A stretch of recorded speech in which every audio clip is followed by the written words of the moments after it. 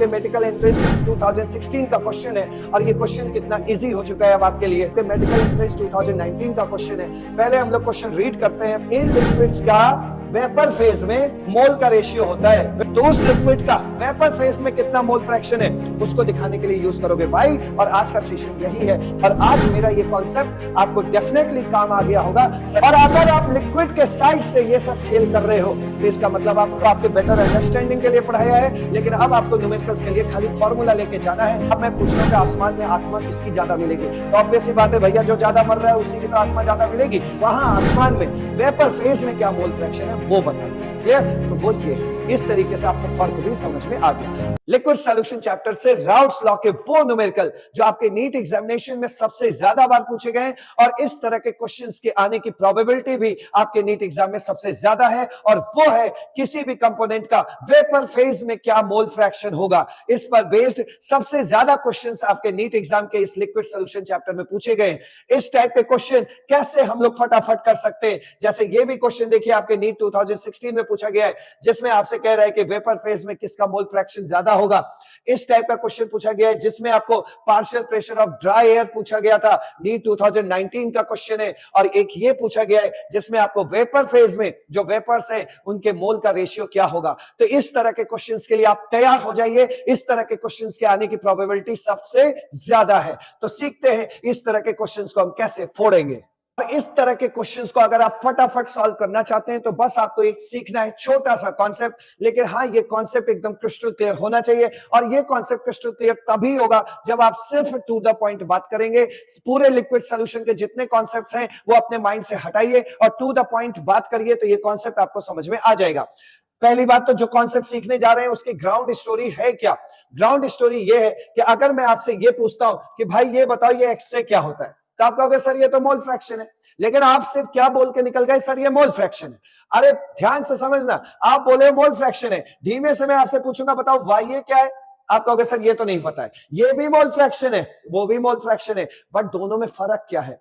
दोनों में फर्क ये है कि ये जो मोल फ्रैक्शन है, ये मोल फ्रैक्शन, ध्यान से देखना एकदम, यही फर्क दिखाएगा आपको।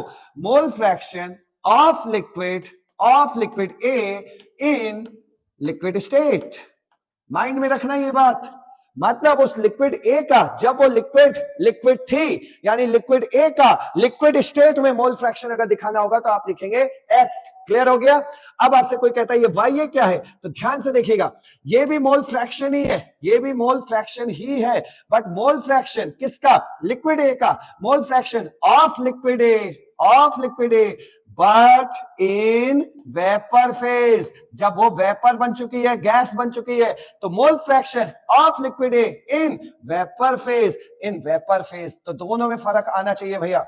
अगर वो लिक्विड स्टेट में है तो जो मोल फ्रैक्शन दिखाओगे वो हो जाएगा एक्स, और अगर वो लिक्विड वेपर बन चुकी है तो उस लिक्विड का वेपर फेज में कितना मोल फ्रैक्शन है उसको दिखाने के लिए यूज करोगे वाई। और आज का सेशन यही है कि हम वाई कैसे फाइंड आउट करें, और यही वाई आपके नीट एग्जाम में ढेरों बार पूछा गया है। तो आइए उसको क्रिस्टल क्लियर कॉन्सेप्ट करते हैं। देखिए यहाँ पे जो सबसे पहली बात हम सिखाने जा रहे हैं कि अगर मेरा पेन इस जगह पर है तो मैं आपसे पूछूंगा बताओ किस स्टेट में खड़े हो, तो आप कहोगे लिक्विड स्टेट में, कंफर्म। अगर मेरा पेन इस स्टेट में आसमान की ओर चला गया और मैं पूछूं बताओ किस स्टेट में खड़े हो, तो आप कहोगे सर गैसियस स्टेट में खड़े हैं, मतलब वेपर स्टेट में खड़े। ठीक।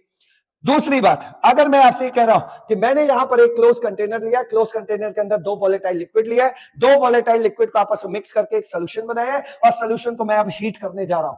जैसे ही हीट करोगे तो यहां पर जो भी लिक्विड्स हैं वो वेपराइज होने लगेंगे। हमने कहा चलिए सर हम एक लिक्विड की बात करते हैं, लिक्विड ए की बात करते हैं। ठीक है, तो ये लिक्विड ए वेपराइज होगी तो हमें वेपराइज होकर क्या मिलेगा? पार्शियल वेपर प्रेशर ऑफ ए। ये मिलेगा या नहीं मिलेगा? पार्शियल वेपर प्रेशर ऑफ ए। हम कहने को ये भी कह सकते हैं वेपर प्रेशर ऑफ ए, लेकिन एक से ज्यादा लिक्विड है, यहां पर दो लिक्विड मिलाया है, तो आज हमें क्या बोलना है? पार्शियल वेपर प्रेशर ऑफ ए। ये मैंने आपको राउट्स लॉ में सिखाया था। तो ध्यान से समझना, आपने ये जो काम किया है, किसी लिक्विड को गर्म किया है, यानी ये जो पीए तक पहुंच रहे हो वो लिक्विड के साइड से जा रहे हो, और अगर आप लिक्विड के साइड से ये सब खेल कर रहे हो तो इसका मतलब आप राउट्स लॉ फॉलो कर रहे हो। क्या फॉलो कर रहे हो? Routes law. और इस पीए की वैल्यू किससे निकलेगी? राउट्स लॉ से निकलेगी। और राउट्स ने हमसे क्या कहा था कि partial vapour pressure of any component क्या होता है, उसके प्योर स्टेट का, उस लिक्विड के प्योर स्टेट का वेपर प्रेशर ले आना और उस लिक्विड का लिक्विड स्टेट में कितना मोल फ्रैक्शन है वो रख देना। ठीक है भाई, ये पीए आ गया। अब आप क्या करो कि इतने को भूल जाओ, इतने को भूल ही जाओ, लिक्विड है ही नहीं जिंदगी में, हटाओ इसको, हट गया, इतने को भूल जाना मेरे भाई। ठीक है, इतनी चीजें हम भूल गए, इतनी चीजें भूल गए। तो बताओ पेन किधर है? गैसियस स्टेट में है कि नहीं? और गैसियस स्टेट में है तो आपसे गैस के हिसाब से सोचिए। अगर आप लिक्विड के हिसाब से सोचते हुए देख रहे हो तो आप राउट्स लॉ फॉलो कर रहे हो, लेकिन आप गैस के हिसाब से इसको देखोगे तो अब आप डाल्टन्स लॉ फॉलो कर रहे हो। लिक्विड सॉल्यूशन चैप्टर के लिए राउट्स लॉ बना हुआ है, जबकि गैसियस स्टेट वाले चैप्टर के लिए डाल्टन्स लॉ बना हुआ है। और डाल्टन ने हमें क्या सिखाया था कि किसी भी एक क्लोज कंटेनर में अगर एक से ज्यादा नॉन रिएक्टिंग गैसेस हैं तो किसी भी एक गैस का पार्शियल प्रेशर क्या होगा। तो उन्होंने कहा था कि पार्शियल प्रेशर निकालने के लिए वो जो गैस है उस गैस का मोल फ्रैक्शन ले आना। जब हम गैसेस स्टेट में मोल फ्रैक्शन पढ़ते थे फिजिक्स वाले चैप्टर में, तब हम लोग यहां पे एक्स लिख दिया करते थे और कहते थे पी टोटल, यही करते थे। मतलब किसी भी गैस का पार्शियल प्रेशर क्या होता था, उस गैस का मोल फ्रैक्शन, और उसमें इस चैम्बर में जितना भी टोटल प्रेशर है उससे मल्टीप्लाई कर देते थे उस गैस के मोल फ्रैक्शन में। लेकिन ये जो अल्फाज है एक्स ए हम लिक्विड के लिए यूज कर चुके हैं, तो बस आज एक चेंज कर देते हैं। इस एक्स ए की जगह पे आज हम एक नया मोल फ्रैक्शन लिखने लगते हैं और वो बना देते हैं क्या? वाई ए। आ गया होगा समझ में? तो इसका मतलब अगर लिक्विड स्टेट से पीए निकालोगे तो वो ये फॉलो करोगे। और माना कि इस पीए की वैल्यू 10 आ गई, ठीक है, और इसी लिक्विड, ये लिक्विड से गैस बनी थी। अब सोचिए इस लिक्विड का वेपर फेज में क्या मोल फ्रैक्शन है, तो वो क्या आ गया? वाई आ गया। इतना हो गया। अब एक बात बताइए, जब आप इस तरफ से सीखेंगे तब भी ये पीए है, जिसे आप लिक्विड के साइड से सोचते हुए पार्शियल वेपर प्रेशर कह रहे हैं। लेकिन अगर आप आसमान की तरफ से देखोगे तो भी ये है तो पीए ही, लेकिन इसका नाम बदल के क्या बोल दिया आपने? Partial pressure. तो ये सोचो, ये पार्शियल प्रेशर गैस के साइड से बोलते हैं, इस साइड से इसको पार्शियल वेपर प्रेशर बोलते हैं। अरे कुछ भी बोलो, वैल्यू तो 10 ही ना होगी भाई, वैल्यू तो इतनी ही आएगी ना। इसका मतलब है कि इस जगह पर जब आप लिक्विड से गैस बन रहे हो, गैस से ही गैस के बारे में सोच रहे हो, तो ये वैल्यू चाहे ऐसे सोचो चाहे वैसे सोचो 10 ही आनी है। और अगर 10 ही आनी है तो इसका मतलब ये कंफर्म हो गया कि चाहे लिक्विड के साइड से सोचो जो पीए की वैल्यू आएगी, और जो गैस के साइड से सोचो जो पीए की वैल्यू आएगी, वो क्या आएगी? बराबर आएगी। और अगर बराबर आएगी तो इसका मतलब ये दोनों भी तो आपस में बराबर होंगे। अगर ये दोनों बराबर है तो ये दोनों भी आपस में इक्वल होंगे। आपस में इक्वल है तो कर दो इक्वल, इक्वल कर दो, आंसर पे पहुंच चुके हो। ये देखो पीए नॉट डॉट एक्स बराबर y a dot p total. अरे सर बहुत बढ़िया, ये तो वाई ही तो पूछा था, तो वाई कैसे निकालोगे? वाई कैसे निकालोगे? वाई निकालने के लिए पी टोटल से इसमें डिवाइड कर दो, क्या आ गया? P A not dot x से अपॉन पी टोटल आ गया। सर इसका और कोई शॉर्ट फॉर्म है क्या? अरे आप ये जानते हो यार, ये राउट्स लॉ है। राउट्स लॉ ये क्या है? पार्शियल वेपर प्रेशर है ना इन दोनों का मल्टीप्लाई। तो इसकी जगह पे आप क्या रख दो? आप रख दो पीए, खाली पीए रख दो अपॉन पी टोटल, हो गया छोटा सा फॉर्मूला तैयार। अगर आपसे कोई बोले कि ये जो बी नाम के लिक्विड थे उसके बारे में बताओ, तो वाई बी निकालना पड़ेगा। वाई बी कैसे निकालोगे? राउट्स लॉ से पहले पी बी ले आना और पी टोटल से डिवाइड मार देना, जो क्वेश्चन में दिया होगा पी टोटल आ गया। तो अब आपको बस यही फर्क लाना था कि ये वाई और एक्स ए क्या है। एक्स ए की जब आप बात करेंगे तो आप लिक्विड स्टेट से सोच रहे, और वाई ए की बात करेंगे तो आप गैसियस स्टेट में खड़े होकर गैसियस स्टेट से ही सोच रहे हैं। एक्स ए क्या होता है भाई? वही लिक्विड, उसी लिक्विड का मोल फ्रैक्शन होता है लिक्विड स्टेट में। और वाई क्या होता है? उसी लिक्विड का, जिस लिक्विड की बात कर रहे हैं, ए लिक्विड का ही मोल फ्रैक्शन है, लेकिन अब किसमें है? वेपर फेज में। यहां मोल फ्रैक्शन कुछ अलग होगा एक्स से, और वहां वेपर बन गया है तो वहां पे मोल फ्रैक्शन कुछ और होगा वाई। ये दोनों मोल फ्रैक्शन अलग अलग क्यों है? क्योंकि हमने कब कहा कि पूरी लिक्विड को आप वेपराइज कर चुके हो। अरे भाई लिक्विड आपने 1 लीटर ले रखा है यहाँ पे, तो हमने कहा कि अरे यार हो सकता है कि ½ लीटर ही वेपराइज हुआ हो, तो डेफिनेटली यहां का जो लिक्विड का मोल फ्रैक्शन है वो अलग होगा और उसका वेपर फेज में मोल फ्रैक्शन अलग होगा। 2019 में एक क्वेश्चन पूछा गया था, आप खुद बताइएगा अब आप कि भाई जो यहां ज्यादा होगा, मान लीजिए ये व्हाइट वाले जो लिक्विड है, ये लिक्विड ए और लिक्विड बी में लिक्विड ए ज्यादा है। अगर लिक्विड ए ज्यादा है तो आसमान में लिक्विड ए के ही तो वेपर मिलेंगे ज्यादा। मान लीजिए इस दुनिया में 1000 इंसान हैं और 50 जो है डॉग है।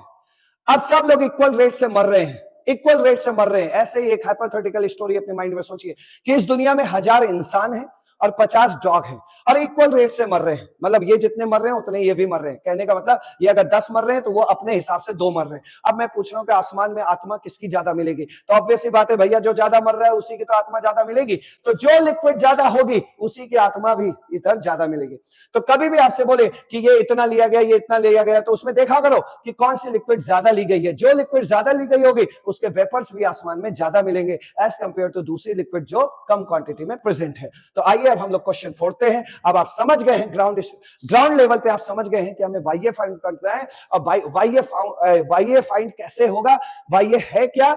लिक्विड ए का वेपर फेज में मोल फ्रैक्शन, ये फाइंड करना है। क्लियर? चलिए देखते हैं क्वेश्चंस को। और इनके क्वेश्चंस को सॉल्व करने के लिए बस कौन कौन सा फॉर्मूला लेकर के उतरना है, सीधा फॉर्मूला पे हिट करना है। जितना भी अभी आपको मैंने 7-8 मिनट पढ़ाया है वो आपके बेटर अंडरस्टैंडिंग के लिए पढ़ाया है, लेकिन अब आपको न्यूमेरिकल्स के लिए खाली फॉर्मूला लेके जाना है। सबसे पहले जो पहला पॉइंट है कि भाई जिस तरह मोल फ्रैक्शन का सम, जितने भी कंपोनेंट हो उनके मोल फ्रैक्शन का सम 1 होता है, चाहे वो लिक्विड फेज में हो चाहे गैस फेज में हो, हमेशा मोल फ्रैक्शन का सम क्या होगा? 1 होगा। तो अगर लिक्विड फेज की बात करें तो x से प्लस x भी दो कंपोनेंट लिया तो दोनों कंपोनेंट के मोल फ्रैक्शन का सम क्या लिखोगे? 1 लिखोगे।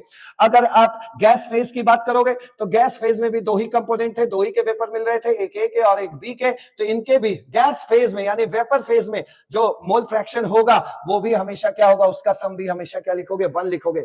दूसरा मैंने आपको कहा कि अगर आपको किसी भी लिक्विड का वेपर फेज में मोल फ्रैक्शन पूछे तो आपको वहां वाई निकालना है, और वाई निकालने के लिए क्या बोला? राउट्स लिख देना पहले, पीए नॉट डॉट एक्स से, ठीक है? ये एक्स से क्या है, भूले तो नहीं हो, लिक्विड फेज में उस लिक्विड का मोल फ्रैक्शन, और डिवाइड मार देना किससे? पी टोटल से। अगर आपका लिक्विड बी का, लिक्विड जो बी है, लिक्विड बी का वेपर फेज में मोल फ्रैक्शन पूछे तो वहां आपको निकालना है वाई बी, और वाई बी निकालने के लिए फिर से ऊपर लिख देना राउट्स लॉ, इसका क्या होता था? P b nought dot x b, और डिवाइड मार देना पी टोटल से। तो बस आपको इतना सा फॉर्मूला लेके जाना है, और कुछ न्यूमेरिकल हैक्स भी है उसमें देख लीजिएगा। आप अच्छे से यार बचपन से जानते हो कि प्रेशर वही ज्यादा होगा जिसका, मतलब प्रेशर उसी का ज्यादा होगा जिस गैस के मोल्स ज्यादा होंगे। तो वो हर जगह अप्लाई होता है, चाहे आप वेपर प्रेशर की बात करो, चाहे आप पार्शियल प्रेशर की बात करो, चाहे आप पार्शियल वेपर प्रेशर की बात करो, कुल मिला के सब प्रेशर ही है, बस बोलने का अलग अलग तरीका है। तो याद रखिएगा कि यहां पर ये कि वेपर प्रेशर किसके डायरेक्टली प्रोपोर्शनल होता है? मोल के, मतलब ratio of vapour pressure in vapour phase. Vapour phase में रहते हुए जो उनके वेपर प्रेशर का रेशियो होता है वो कुछ और नहीं, उनके वेपर फेज में मोल का ही रेशियो होता है। मतलब जो कह रहा है ध्यान से समझ लेना, ratio of vapour pressure in vapour phase is also the ratio of moles in vapour phase. मतलब जिसके वेपर ज्यादा मिलेंगे आसमान में उसी का तो वेपर प्रेशर भी ज्यादा ही होगा। तो वही कह रहा है कि कभी अगर आपको मोल का रेशियो पता चल जाए तो मोल के रेशियो को पता चलने के बाद आप समझ लेना कि ये मोल का रेशियो ही उनके वेपर फेज में वेपर प्रेशर का रेशियो है। क्लियर हो गया? चलिए अब आगे बढ़ते हैं न्यूमेरिकल्स पे। और ये जो टॉपिक आज हमने पढ़ा है कि वेपर फेज में उसका मोल फ्रैक्शन कितना होगा, उसी पर बेस्ड आज का टॉपिक है। लेकिन यहाँ पे जो एग्जांपल के फॉर्म में आपके सामने क्वेश्चन प्रेजेंट है, ये बेसिकली इसलिए ये क्वेश्चन रखा गया है ताकि जो प्रीवियस सेक्शन में हमने राउट्स लॉ पढ़ा था और आज हम लोगों ने राउट्स लॉ और डॉटर्स लॉ को कंबाइन करके पढ़ा हुआ है, तो इन दोनों में फर्क समझ में आ जाए। ठीक है, तो इसलिए ये एग्जाम्पल रखा गया है, जरा आपको ध्यान से देखना है। यहाँ पर देखो मेथेनॉल है, मेथेनॉल क्या होता है? CH3OH। मेथेनॉल और एथेनॉल दो लिक्विड है, इनको मिक्स करके हमने एक सोल्यूशन बनाया है। ठीक है, इस सोल्यूशन को बनाने में हमने इन दोनों लिक्विड की क्या क्वांटिटी ली है वो क्वांटिटी दिया हुआ है कि solution is prepared by mixing. 32 ग्राम हमने मेथेनॉल लिया है और 23 ग्राम एथेनॉल लिया है। ठीक है भाई, ठीक है, क्वांटिटी दे दिया। कह रहा है at 300 kelvin p nought methanol दिया, यानी कि vapour pressure of methanol in pure state. Pure state में इसका वेपर प्रेशर दिया है पी नॉट मेथेनॉल। ठीक है, मेथेनॉल को हम लोग मान लेते हैं M। ठीक है भाई, और यहां पर एथेनॉल का भी प्योर स्टेट में वेपर प्रेशर दिया है, तो एथेनॉल को हम थोड़ी देर के लिए मान लेते हैं E। अब कहता है कैलकुलेट। ध्यान से देखना फर्स्ट और सेकंड में डिफरेंस। फर्स्ट क्या कह रहे हैं? Partial vapour pressure of its constituents and the total pressure in of solution. Solution बोल रहा है तो इसका मतलब आपको लिक्विड साइड से सोचना है, और आज मेरा ये कॉन्सेप्ट आपको डेफिनेटली काम आ गया होगा। सॉल्यूशन साइड से सोचना है तो यानी कि राउट्स लॉ के साइड से सोचना है, और राउट्स लॉ के साइड से पार्शियल वेपर प्रेशर अगर निकालना है मान लीजिए मेथेनॉल का, तो कैसे करोगे? यहां पे आप यही तो करेंगे, पीएम राउट्स लॉ क्या बोल रहा था? Partial vapour pressure of methanol क्या होगा? उसका लिक्विड फेज में मोल फ्रैक्शन और साथ में उसके प्योर स्टेट, मेथेनॉल के प्योर स्टेट का वेपर प्रेशर। ये आ गया। ठीक है, ये भी दिया है, और यहां देखो मास वगैरह दिया, इससे मोल निकाल के हम मोल फ्रैक्शन निकाल के मल्टीप्लाई करेंगे, पीएम आ जाएगा। कह रहा है सारे कंस्टिट्यूएंट का बताओ, तो यानी एथेनॉल का पी निकालना है, तो partial vapour pressure of ethanol क्या हो जाएगा भाई, इसका प्योर स्टेट का ले आना, क्या वेपर प्रेशर ये दिया हुआ है 51, और इसमें इसके लिक्विड फेज में रहते हुए मोल फ्रैक्शन का मल्टीप्लाई कर देना, ये आ जाएगा।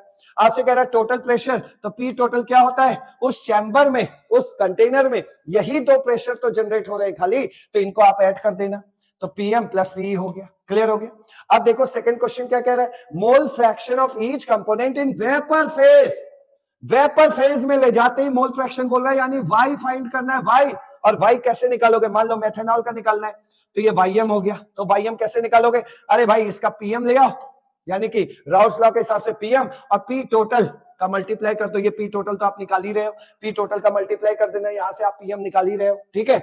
और आपसे कहता है एथेनॉल, हर कंपोनेंट का बताना है, तो एथेनॉल का, तो एथेनॉल का मोल फ्रैक्शन वेपर फेज में क्या होगा, वाई ई, और वाई कैसे निकलेगा, पीई अपॉन पी टोटल। और ये रहा आपके सामने इस क्वेश्चन का, इस एग्जांपल का डिटेल सॉल्यूशन, जो बताया है आपको वही करना है। सबसे पहले आपको partial vapour pressure of methanol निकालना है, आपको तुरंत राउट्स लॉ अप्लाई करना है, और राउट्स लॉ में क्या होता है भाई, कि जिस कंपोनेंट का पार्शियल वेपर प्रेशर निकालना है उसका मोल लिया, और बगल में इसके प्योर स्टेट के वेपर प्रेशर से मल्टीप्लाई करना है। मोल फ्रैक्शन तो निकालना आपको आता ही है, तो मोल फ्रैक्शन ऑफ मेथनॉल क्या हो जाएगा, उसका मोल यानी मेथनॉल का मोल अपन सबका मोल, सबके मोल में मेथनॉल है और दूसरा कंपोनेंट कौन है, एथेनॉल है, एथेनॉल का मोल लिख देना यहाँ पे, क्लियर, ये हो गया। अब आपको मोल कैसे निकालते हैं, तो मोल होता क्या है, given mass upon molar mass. अब यहाँ पे देखिए मेथनॉल का मोल क्या हुआ, आपको दिया हुआ है 32 ग्राम मेथनॉल है, तो गिवन मास आपने यहां रखा अपॉन मेथनॉल का मोलर मास कितना होता है, मेथनॉल का फॉर्मूला क्या है, CH3OH, इसका मोलर मास निकालोगे तो कार्बन का क्या होता है, सभी को पता है, कार्बन हो गया 12, 4 हाइड्रोजन है तो यहाँ पे लिखा 4, और प्लस ऑक्सीजन का कितना होता है 16, ऐड करोगे तो कितना आ जाएगा 32, तो मेथनॉल के मोलर मास से डिवाइड मारा, given mass upon molar mass, तो मेथनॉल का मोल आ गया। इसी तरह आप एथेनॉल का मोल निकाल लेंगे, एथेनॉल आपको 23 ग्राम दिया हुआ है अपॉन इसका मोलर मास आप भी जानते हैं C2H5OH है, जैसे मेथेनॉल का निकाला वैसे ही आप C2H5OH का निकालोगे तो कितना आ जाएगा 46 आ जाएगा। तो एथेनॉल का मास ऊपर रखा और ये जो मोलर मास है नीचे रखा, तो यहां से आपको एथेनॉल का मोल पता लग गया, फटाफट मोल फ्रैक्शन निकालिए। मोल फ्रैक्शन कैसे निकालते हैं, उसका मोल, तो किसका निकाल रहे हो, मेथेनॉल का मोल क्या है 1, ये 1 यहां पे रखा अपॉन सबका मोल 1 प्लस 0.5 ये हो गया। और ये मेथेनॉल का प्योर स्टेट में आपको वेपर प्रेशर दिया हुआ है 90, आपका ये पीएम सॉल्व होके आ गया, partial vapour pressure of methanol आ गया। इसी तरीके से partial vapour pressure of ethanol आ जाएगा 17, ठीक है, सेम पैटर्न है। अब आपसे पूछ रहा था कि सॉल्यूशन का टोटल वेपर प्रेशर क्या होगा, तो पी टोटल क्या होगा, इस पीएम और पी को ऐड कर देना, तो पीएम कितना आया 60 प्लस ये आ गया आपका 17, इसको किया तो 77 mm ऑफ Hg आ गया। अब देखो आगे आपसे पूछ रहा था कि mole fraction of methanol in vapour phase, तो mole fraction of methanol in vapour phase यानी कि आपसे पूछ रहा था Ym, तो Ym कैसे निकालना सिखाया आपको, PM upon P total. PM रहा आपके सामने, ये पीएम आपके सामने है 60, तो तुरंत रखना 60 अपॉन पी टोटल, इन दोनों को आप ऐड कर दीजिए, पी टोटल आपका 77 तैयार है, ये हो गया। तो ये Ym निकल गया, आपका निकल गया 0.78। अब Ym आ गया, आपसे वो कह रहा है कि भाई Ye निकालो, तो Ye कैसे निकालोगे, 1 माइनस Ym कर देना, क्लियर। तो 1 माइनस Ym करोगे तो 1 माइनस जितना भी आया 0.78, क्लियर। ये जैसे ही करोगे तो आपका ये 0.22 आ जाएगा। तो ये क्वेश्चन बहुत आसान है, ये क्वेश्चन बेसिकली आपको फर्क सिखाने के लिए रखा गया था। आइए अब नेक्स्ट क्वेश्चन पे चलते हैं। अब ये क्वेश्चन देखो, ये क्वेश्चन आपके मेडिकल एंट्रेंस 2016 का क्वेश्चन है, और ये क्वेश्चन कितना इजी हो चुका है अब आपके लिए। फटाफट क्वेश्चन रीड करते हैं। कहता है which of the following statement about the composition of the vapour, composition of the vapour, composition of the vapour, यानी कि ये आपसे ये पूछ रहा है कि भैया जिससे भी आप दो लिक्विड, मान लीजिए दो लिक्विड लिया जा रहा है बेंजीन और टॉलिन, ये जो दो लिक्विड मिला के सोल्यूशन बनाए हो, इस सोल्यूशन को जब आप हीट करेंगे तो किसका वेपर ज्यादा किसका वेपर कम, ये बताना है कि किसके वेपर ज्यादा बनेंगे किसके वेपर कम बनेंगे। कंपोजिशन का यही तो मतलब होता है कि किसका वेपर कितना बन रहा है, तो ये बताना है आपको। तो कह रहा है which of the following statement about the composition of the vapour over an ideal 1:1 molar mixture of benzene and toluene. ये जो मैंने अभी अभी अंडरलाइन किया, ये क्या कहना चाह रहा है आपसे, ये कह रहा है कि देख मेरे भाई सॉल्यूशन बनाओ, उसमें जितना मोल बेंजीन का लोगे उतना ही मोल टॉल्यूइन का लेना, क्योंकि बेंजीन और टॉल्यूइन का मोलर रेशियो 1:1 है। इसका कहने का मतलब है कि अगर आप 5 मोल बेंजीन ले रहे हैं तो टॉल्यूइन भी आपको 5 मोल ही लेना है। इक्यू मोलर मिक्सचर बनाना है, क्लियर। और मैंने आपसे कहा था कि अगर इक्यू मोलर मिक्सचर हो और उसमें 2 कंपोनेंट सिर्फ दिए हो, 2 कंपोनेंट, और उनके इक्वल मोल में मिक्स करके सोल्यूशन बनाना, तो उसमें हर एक कंपोनेंट का मोल फ्रैक्शन क्या होगा, हाफ होगा। इसका भी क्या होगा, हाफ होगा। क्लियर हो गया। यहां पर क्या, b for benzene and t for toluene लिखा जा रहा है। क्लियर हो गया। तो यहां से फिर से एक लाइन सुन लेना है कि जब कभी भी 2 कंपोनेंट हो और उनके वो इक्वल मोल में मिलाए जाए तो वहां पे मोल फ्रैक्शन निकालने की जरूरत नहीं है। 2 कंपोनेंट बस होने चाहिए, इक्वल मोल में मिलाया है तो मोल फ्रैक्शन दोनों का क्या होगा, हाफ हाफ होगा। क्लियर। अब आपसे जो पूछा जा रहा है उसको देख लीजिए। कह रहा है भैया वेपर किसके कितने बने वो बताओ। और वेपर बताने के लिए सिर्फ हमारे पास YA और YB ही तो है, यही तो है। तो अगर हम वेपर फेज में मोल फ्रैक्शन बता दें, मोल फ्रैक्शन का मतलब ही क्या है भाई, किसका कंपोजिशन, किसकी क्वांटिटी, किसका कब्जा ज्यादा है। तो मोल, अगर हम मोल फ्रैक्शन वेपर फेज में बता दें तो वही आंसर हमारा हो जाएगा, उसी से हमें पता चल जाएगा। जिसके भी वेपर ज्यादा बनेंगे उसी का मोल फ्रैक्शन वेपर फेज में ज्यादा आएगा। तो सीधी बात है। तो देखिए जरा कैसे सॉल्व करें इसको, आगे भी पढ़ लेते हैं। Assume that temperature is constant, और कह रहा है vapour pressure data 25 degree centigrade पर बेंजीन का ये दिया हुआ है और टॉल्यूइन का ये दिया हुआ है। आप साफ साफ देखिए, यहां बोला जा रहा है वेपर प्रेशर, तो वेपर प्रेशर बोला जा रहा है, तो वेपर प्रेशर का मतलब ये क्या दिया हुआ है, PV नॉट दिया हुआ है। ये क्या दिया हुआ है, PT नॉट दिया हुआ है। यहां कोई पार्शियल वेपर प्रेशर तो बोला नहीं है। वेपर प्रेशर बोल रहा है यानी कि सिंगल लिक्विड का वेपर प्रेशर होता है, यानी प्योर स्टेट का है, तो प्योर स्टेट के लिए क्या लगा दिया, नॉट लगा दिया। अब क्वेश्चन को कैसे सॉल्व करें, बहुत सही से क्वेश्चन एकदम इजीली सॉल्व हो जाएगा, जरा ध्यान से बस देखिएगा। यहां पर हम लोग क्या कह रहे हैं, सबसे पहले हम लोगों को ये निकालना है भाई YB, मतलब मोल fraction of benzene in vapour phase. YB कैसे आएगा, YB सर PV निकाल लीजिए और उसमें P टोटल से डिवाइड मार दीजिएगा। तो P टोटल तो पहले निकाल ले, तो P टोटल क्या आएगा, देखो P टोटल की वैल्यू कैसे निकालोगे। P टोटल में कौन कौन है भाई, मान लीजिए बेंजीन को हम लोग A मान लेते हैं और टॉल्यूइन को हम लोग B मान लेते हैं, ठीक है। तो पुराने स्टाइल में चलते हैं, बेंजीन को A मान लिया, टॉल्यूइन को क्या मान लिया, B मान लिया। तो P टोटल क्या होगा, PA not dot XA plus PB not और डॉट XB। मैंने अभी बोला इक्यू मोलर मिक्सचर है तो XA XB की वैल्यू हाफ हाफ पुट कर देना। PA नॉट कितना दिया है, 12.8, ठीक है, तो रखो इसको। तो 12.8 into half plus PB not कितना दिया हुआ है, 3.85, ये रख दो 3.85 और इंटू हाफ ये कर देना। तो यहां से आपका P टोटल आ जाएगा, और ये P टोटल की वैल्यू आने वाली है लगभग आपकी ये वैल्यू जो है, लगभग बोल रहा हूं, ये ऑलमोस्ट इसकी वैल्यू आएगी निकल के 8 के आसपास, ठीक है, 8 किलो पास्कल के आसपास आएगा ये P टोटल, ठीक। 8 किलो पास्कल आ गया, आपको P टोटल पता चल गया। अब आपको क्या निकालना है, अब आपको निकालना है बेंजीन YA का मोल फ्रैक्शन वेपर फेज में YA। तो YA क्या होगा भाई, PB, YA क्या होगा, PA upon P total. PA कौन है, यही तो है PA, और इसकी वैल्यू क्या है, 12.8 इंटू हाफ, ये रख दीजिएगा यहाँ पे 12.8 इंटू हाफ अपन P टोटल कितना आया, 8 के आसपास, ये आ गया। तो ये जो YA है ये लगभग आएगा आपका 0.8 के आसपास। जब YA पता लग गया तो YB भी निकल जाएगा। YB क्या आ जाएगा, 1 माइनस 0.8, तो इसकी वैल्यू क्या आ गई, 0.2। देख भाई, A को हमने क्या मान रखा है, बेंजीन, ये हमारे लिए है बेंजीन, ठीक है, और B को हमने क्या मान रखा है, टॉल्यूइन। अब आप साफ साफ देखिए कि वेपर फेज में किसका मोल फ्रैक्शन ज्यादा है, बेंजीन का ज्यादा है या नहीं है। तो इसका मतलब बेंजीन के वेपर वहां ज्यादा होंगे वेपर में, सीधी बात। जिसका मोल फ्रैक्शन वेपर फेज में ज्यादा है उसी के वेपर्स उस वेपर फेज में क्या होंगे, ज्यादा होंगे, उसी के वेपर ज्यादा पाए जा रहे होंगे। तो यहां आंसर पे चलते हैं। The vapor will contain a higher percentage of benzene. Yes, right answer क्या है, A ऑप्शन, और पढ़ने की जरूरत ही नहीं है। तो फाइनली किसका वेपर ज्यादा मिलेगा वेपर फेज में, उसके लिए बस आपको निकालना है उस कंपोनेंट का वेपर फेज में मोल फ्रैक्शन। जिसका मोल फ्रैक्शन ज्यादा, इसका मतलब उसी के वेपर फेज में ज्यादा है। क्लियर हो गया। चलिए बढ़ते हैं हम लोग नेक्स्ट क्वेश्चन पे। अब देखो ये नेक्स्ट क्वेश्चन, और ये नेक्स्ट क्वेश्चन आपके मेडिकल एंट्रेंस 2019 का क्वेश्चन है। पहले हम लोग क्वेश्चन रीड करते हैं, फिर समझते हैं कि ये क्या पूछना चाह रहा है। कह रहा है in water saturated air the mole fraction of water vapour is 0.02।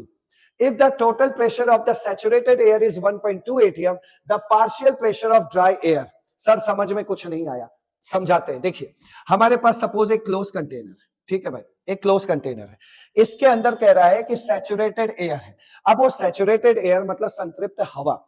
संतृप्त हवा का मतलब यह है कि उसमें गैस कोई तो है ही और साथ में कुछ और भी ऐसा है जिससे हमने उसको संतृप्त करवाया है, सैचुरेट करवाया है। तो यहां पे एक बात समझिए, ये जो सैचुरेटेड एयर है, सैचुरेटेड एयर, सैचुरेटेड एयर का मतलब यहां पे ये हुआ कि सबसे पहले इसके अंदर तमाम तरह की गैस होंगी। तमाम तरह की गैस में सबसे पहले हमें ये खोजना है कि आपने इस एयर को किससे सैचुरेट कराया है। तो आप कह रहे सर ये देखिए स्टार्टिंग में लिखा है वाटर सैचुरेटेड एयर, इसका मतलब ये जो भी हवा है इसके अंदर वाटर के वेपर भी होंगे, वाटर वेपर भी होगा। क्लियर हो गया?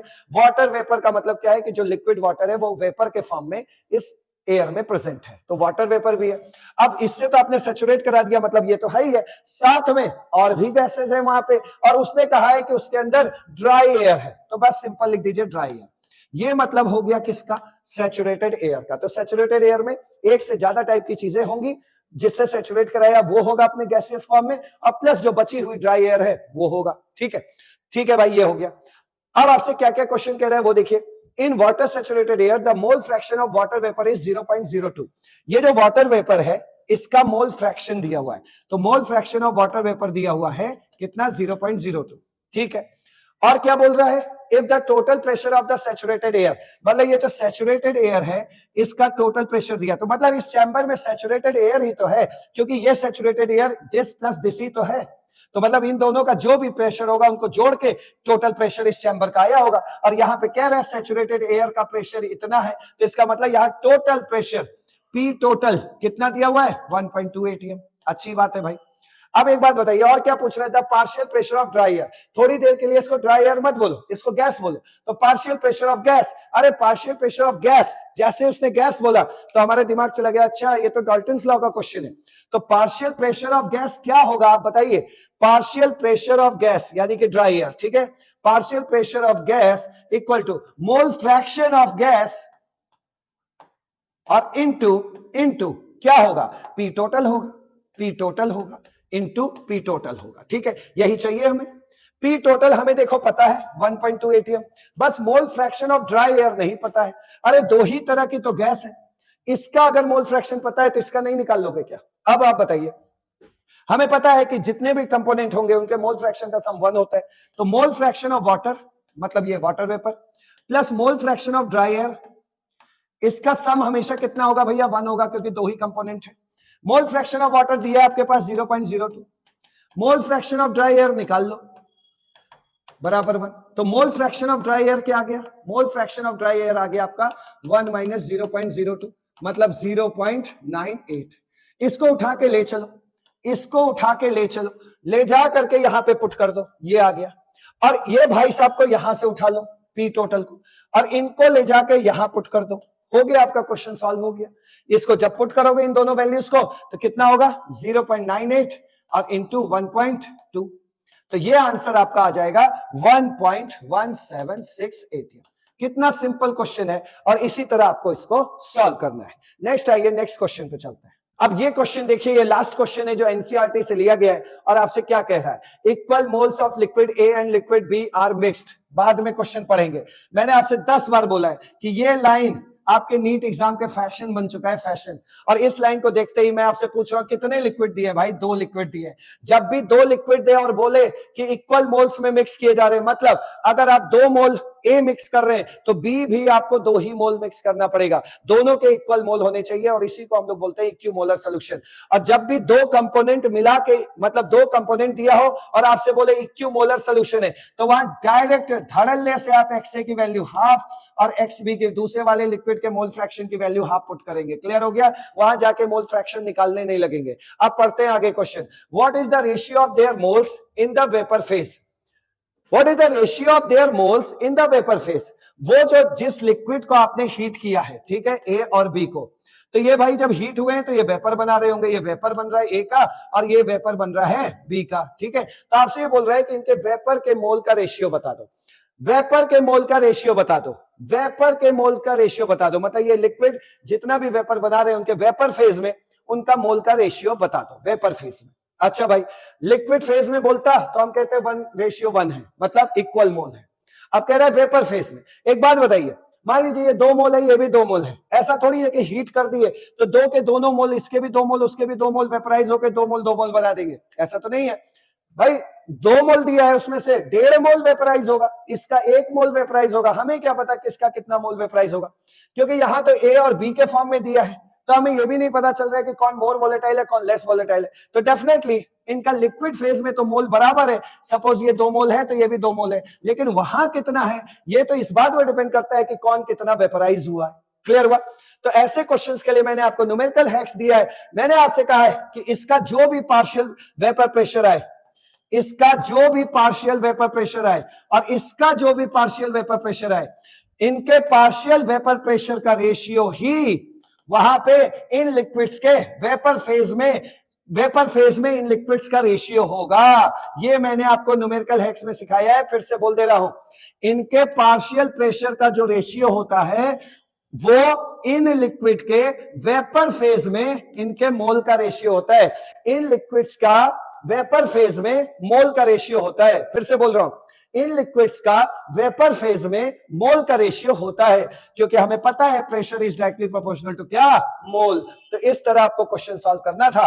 तो आप देखिए यहां पे आपको दिया हुआ है PA0 बराबर 2PB0 दिया हुआ है। अच्छी बात है, चलिए ठीक है। यहां पे वेपर प्रेशर हमें A का ज्यादा दिया हुआ है, तो क्वेश्चन आपके लिए बहुत आसान हो चुका है भैया। आपको PA बाई PB का रेशियो बस पता करना है।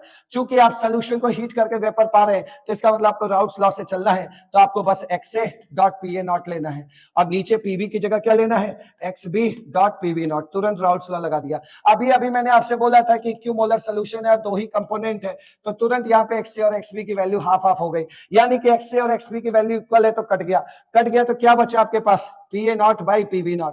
PA0 बाई PB0 बचा है, तो PA0 बराबर दिया है 2PB0। PA0 की जगह आप 2PB0 पुट कर दो, अपॉन PB0 हो गया, इससे ये कट गया। कितना आया रेशियो, 2:1। इन लिक्विड्स के पार्शियल वेपर प्रेशर का रेशियो ही इन लिक्विड्स के वेपर फेज में मोल का रेशियो होता है। इन लिक्विड्स के वेपर फेज में मोल का रेशियो होता है। तो मोल का रेशियो आ गया ना 2:1। भाई तो पूछा था कि इन लिक्विड का वेपर फेज में मोल का रेशियो बताओ। तो इस तरीके से आपको इन सिर्फ 4 क्वेश्चंस को आपको करना है, और कोई क्वेश्चन अगर इस पर बेस्ड नीट में अलग आ गया, ऐसा हो ही नहीं सकता। इन्हीं 4 में से कोई क्वेश्चन आएगा और आपको फटाफट फोड़ना है। Thank you so much.